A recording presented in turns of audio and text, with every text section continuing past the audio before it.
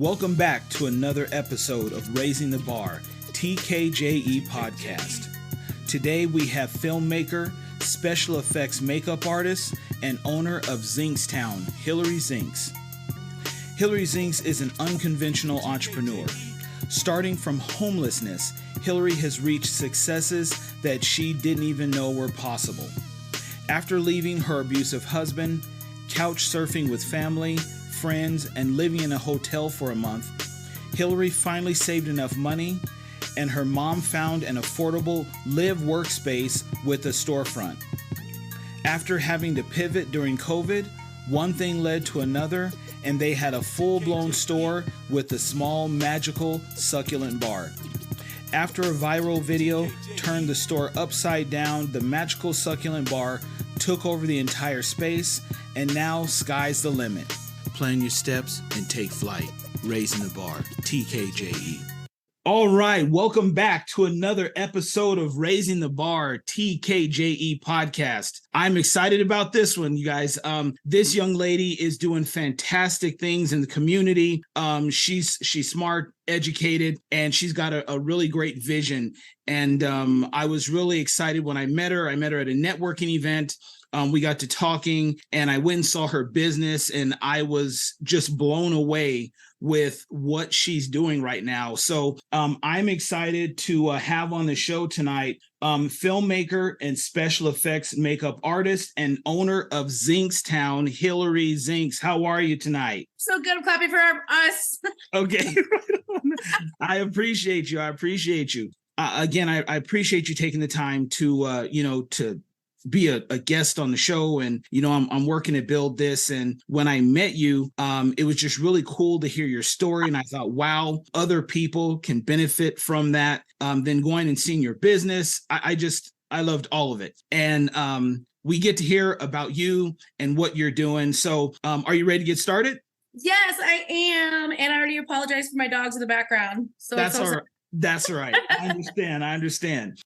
Just to kick things off, because everyone has different thoughts or different visions when their business is getting started or they get this thought. Can you tell us what inspired you to start your business? What was that spark? Okay, so I'm going to make a long story short, okay? Me and my mom kind of were literally homeless, and we found a spot right before COVID hit that was a live workspace. So we originally found this spot that I could use as my special effects makeup studio, but then COVID hit, and basically there was no movies anymore for like a year or two before anybody really started filming. And but we didn't want to give up that spot, so we had to kind of figure out what we wanted to do.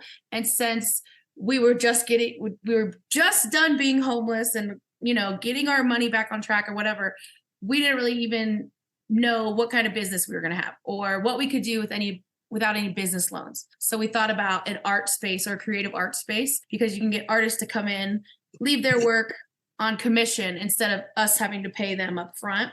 And then before we had our grand opening, I just had this idea that it would be so cool to have a shop that was like interactive instead of just you're shopping for things. And that's when I came up with the idea of the magical succulent bar. So it started in my window, just on a 6-foot table, and everything is history from there. Wow. So, yeah, I don't know. It all started in a weird roundabout way. So oh wow, okay, that's really awesome, because many people they see the success or the end result, but they never understand the struggle. And that's definitely commendable and respectable. So through those times, right, we all have to make these adjustments. Some people call it a pivot, through the ups and downs and roller coaster of life and business. Can you highlight a time when you had to pivot your business model and how you executed that transition successfully? Yeah, so very straight front off the back was when I had to pivot because of COVID. So it went from the makeup shop that was going to be, or special effects workshop, to now, a piece of art studio space for artists and everything. But then once the succulent bar people started coming in, we literally almost stopped everything else, and we still had it in our shop, but we put all of our funds into growing the succulent bar because when I first came up with that idea, we had no idea that it was just going to blow up and people would love it so much. I thought it would be a piece of my shop. And now, as you've seen, it's my entire shop.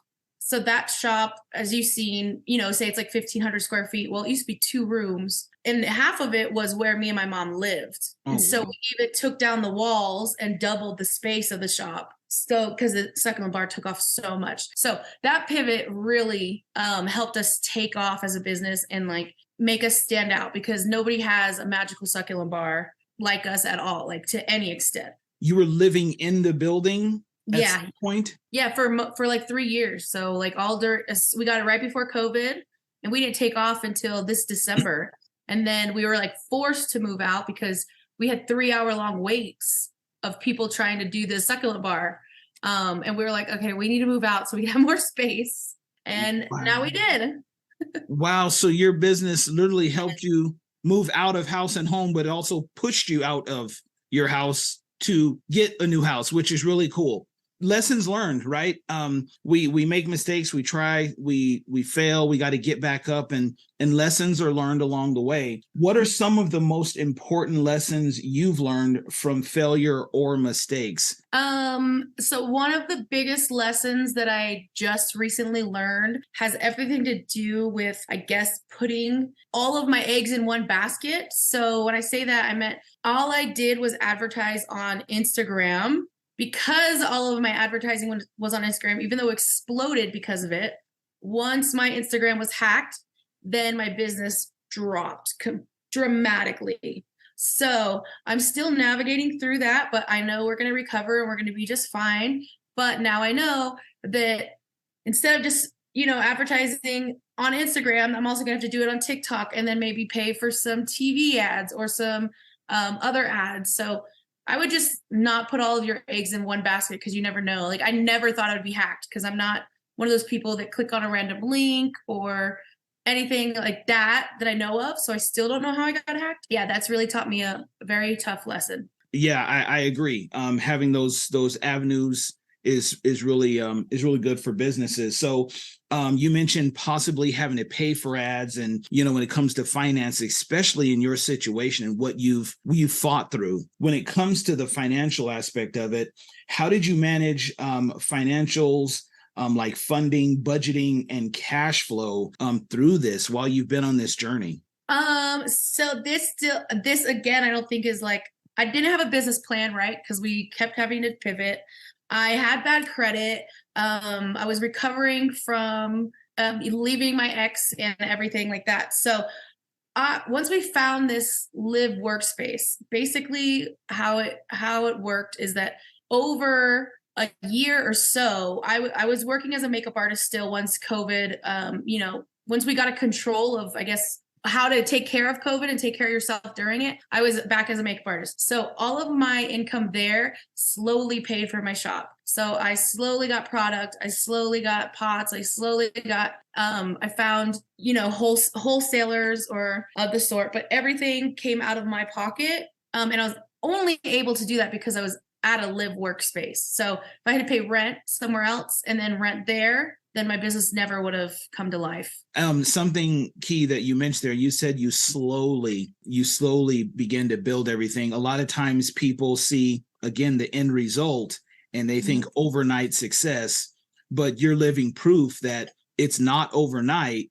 It's a slow process, but I admire the dedication that you've put towards this to reach the level that you're at right now. When it comes to leaving things behind and legacies as you're building this, I know you're not done yet and you're going to continue to build. When it comes to legacy, what legacy do you hope to leave behind through your business endeavors?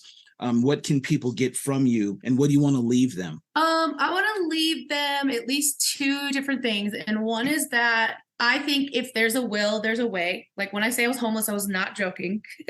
Right. Me and my mom were homeless. And if there's a will, there's a way. And you don't have to have a completed idea of anything. Even when I did start the succulent bar, it was, like I said, this tiny in my window. And it was so small and it was undeveloped. But as I talked about it with my mom more, then she was suggesting this and I was suggesting that. And now we were suggesting this, this, and this. So the idea was never, ever fully developed. And it still isn't to this day. Like I know later I might be like, oh, I'm gonna come up with this idea. Oh, well, this, oh, well, we could do weddings now. We can do this and that. No matter what your idea is, if you can just start a little bit and then start a little bit again and again and again, then you can, I know you can accomplish it. And the second thing would be to, since I own a magical succulent bar, I believe purely in manifestation, and everybody has power within themselves to believe in themselves, make things happy or happen, make them happy, do whatever they want in life. And I just want everybody to know the magic is within you. And so we just kind of provide tools to help people, bring the magic to life. But I would love everyone to realize the magic everyone has within themselves. That's awesome. That's so cool. Okay, so we're almost done. Okay, couple more questions. When it comes to advice, I myself never really had a mentor or someone to, pour into me. When it comes to advice, can you give our listeners one piece of business advice that has stuck with you on your journey as you've exploded your business? One piece. I would say honestly, and I already touched on this, the main thing is just to start on something. So like I said, your idea doesn't have to be developed, nothing. As long as you start, you can develop as you go. Don't have to have the end result in mind. Don't have to have $1 million in your pocket. If you could put $5 in this paycheck and $5 in that paycheck, I know you can accomplish something, whatever is on your, and also to innovate. I remember, I don't think my succulent bar would be nearly as special as it is, because when I first came up with the idea, I thought just to have something interactive. So, build a little plant and then basically get your plant, your pot, soil, and then you're done and go home. But I remember training I had that had nothing to do with business. And it actually was like YouTube training from years ago. And it was like, take an idea that works, which the succulent bar, I didn't know if it would work or not because I never heard of one. But anyways, they were like, take an idea that works and then put your own twist on it. And that little seed was in my mind when I thought of it. And I was like, okay, the succulent bar is cute, but how can it be better? Let's watch your wishes grow with your plant. And so you have like a physical thing. Whatever it is, see if you can put your own twist on it to make you special and make you stand out. Okay, well, again, I appreciate you taking the time. Last question is, how can people get a hold of you?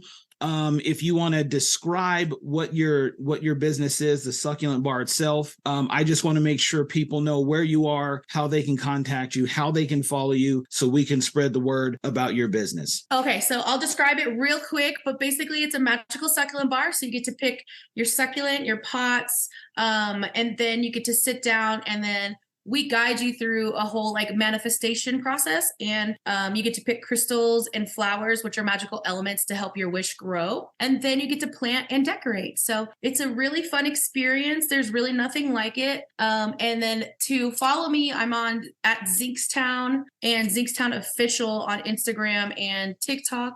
You could always come into my shop where I'm located on Manal in Wyoming. Fantastic. And that's Zinks, Zinks, Zinkstown. Yes, Zinks. Okay. And it's 2 words. Okay. Fantastic. Yeah, I can't say it. Well, Hillary, I appreciate you. This was great. Heck, I was taking notes and really impressed with what you've been through. Many people say they can't do it because of everything they've been through, but you're living proof that, with a little bit of vision and tenacity, you can get through and you can actually create what you want. So my hat's off to you. Blessings and much success to you in the future. You guys, this has been a great show.